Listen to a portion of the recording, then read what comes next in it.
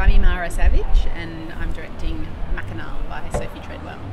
It's a huge piece actually. It's kind of, it's short but it's epic, and I suppose it's about a woman, a young woman called Helen, who exists in a world that in some regards I see as kind of a sepia-coloured world. It's a dehumanised, kind of mechanised, bureaucratic and largely patriarchal world, and she is a cog in this machine, and she struggles with the idea of being a cog in a machine, and eventually she dares to ask the question, who am I, and isn't there more to life than this?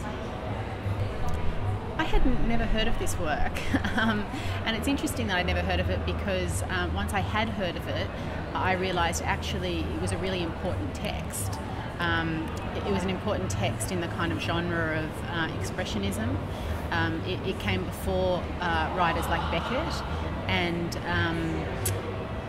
it was a kind of a radical work to have been written in 1928, and then a radical work because it was written by a woman in 1928.